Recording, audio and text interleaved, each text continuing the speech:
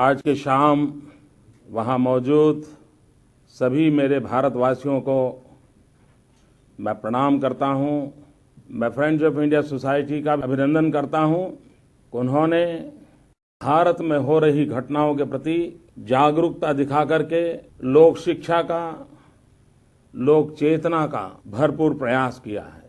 मैं अमेरिका में रहने वाले भिन्न भिन्न समाजों का भी आभारी हूं कि आपने गुजरात विजय को और भारत की हकारात्मक राजनीति को एक उत्सव के रूप में मनाने का फैसला किया। और एक प्रकार से वो सभागृह छोटा क्यों न हो, लेकिन एक लघु भारत, भारत के कोने कोने से आए हुए लोग वहां मौजूद है। मैं इस लघु भारत के दर्शन सैटेलाइट के माध्यम से करने का सौभाग्य प्राप्त किया है। मैं अपने आप में एक धन्य का अनुभव करता हूं।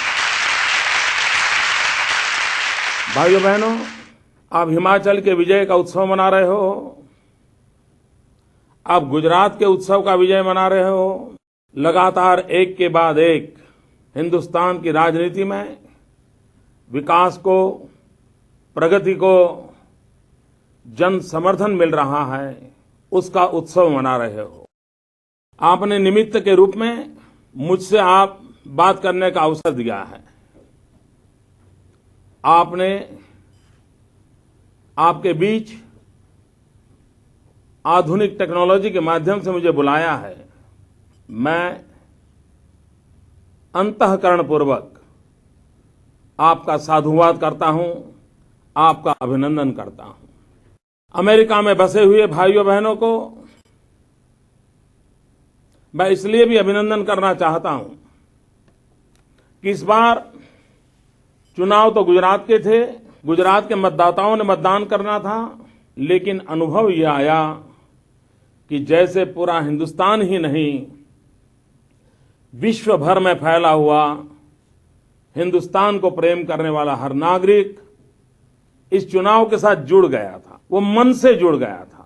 जिस समय यहां चुनाव के नतीजे आ रहे थे, रात भर अमेरिका में आप लोग जाग करके जश्न मना रहे थे। ये इतना प्रेम क्यों, इतना लगाव क्यों? ये लगाव किसी एक राजनीतिक दल के लिए है ऐसा मैं नहीं मानता हूं। ये लगाव मुझ जैसे एक छोटे व्यक्ति के लिए है ऐसा भी मैं नहीं मानता हूं। ये लगाव भारत के प्रति आपका जो प्रेम है, आप भारत को विकास की ऊंचाइयों पर देखना चाहते हो, आप भारत के हर व्यक्ति का भला चाहते हो। आप जो अमेरिका में अनुभव कर रहे हो, आप जो अमेरिका के अंदर सुख चैन की जिंदगी पा रहे हो, वहां बैठे बैठे भी आपका मन करता है कि हिंदुस्तान भी उससे भी आगे जाए। आपका मन करता है हिंदुस्तान का भी छोटा सा छोटा नागरिक उन सुविधाओं को प्राप्त करे। और तब जाकर के जब कहीं प्रगति की आशा नजर आती है, जब कहीं विकास की संभावनाएं नजर आती हैं, जब कहीं आपको सच्चाई का एहसास होता है, तो आपके दिल से प्रेम का उमटना बहुत स्वाभाविक है।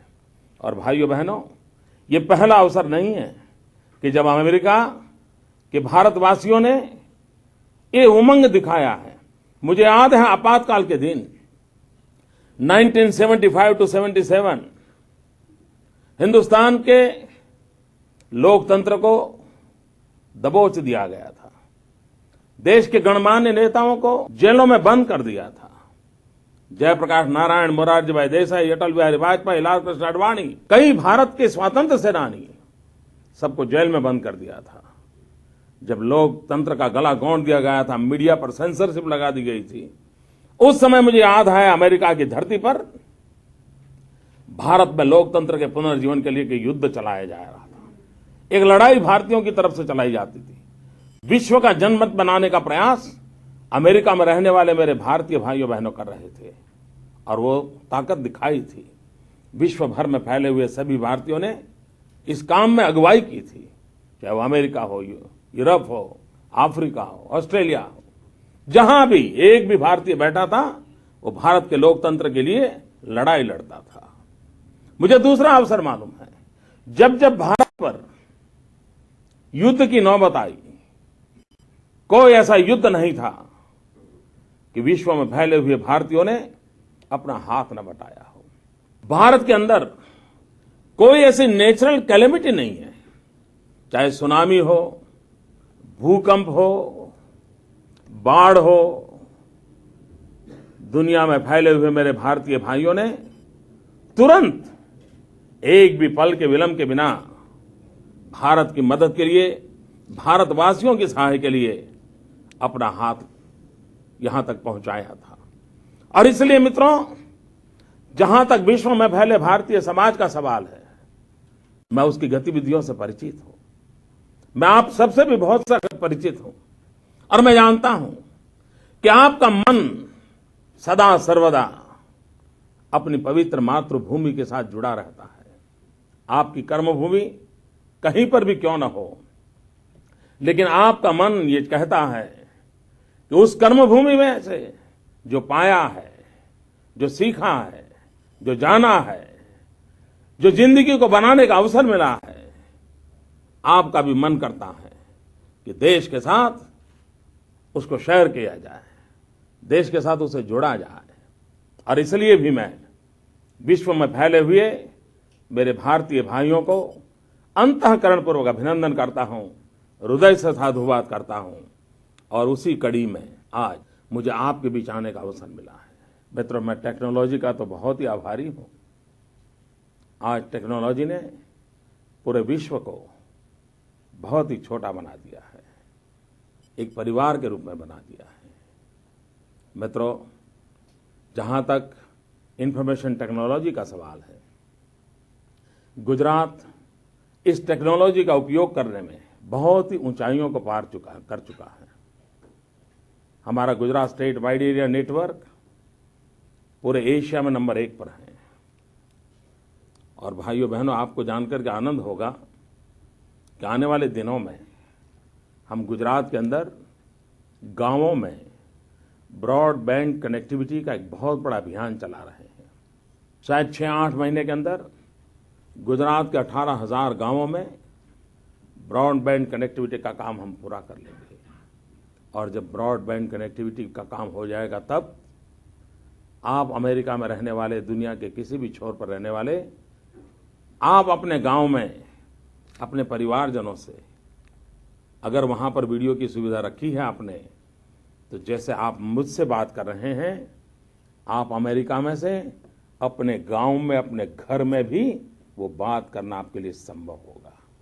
अगर आपको वहां रहते रहते मन कर जाए कि आपके भतीजे को कुछ पढ़ाना है, तो आप अपने घर में से हिंदुस्तान के गांव में रहने वाले अपने भतीजे को भी पढ़ा पाओगे। लॉन्ग डिस्टेंस एजुकेशन देना चाहते हो, दे पाओगे।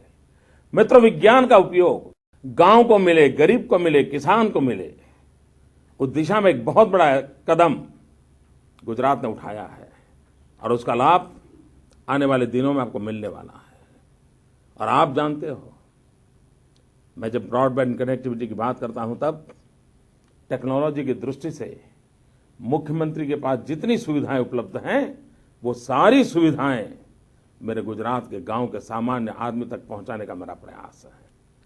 क्योंकि विज्ञान, टेक्नोलॉजी जीवन में बहुत बड़ा बदलाव लाता है। मित्रों, मैं ई गवर्नेंस की ओर इसलिए बल देता रहा हूं कि वो इफेक्टिव गवर्नेंस है, इजी गवर्नेंस है, इकोनॉमिकल गवर्नेंस है, और साथ साथ टेक्नोलॉजी से ट्रांसपेरेंसी भी आती है।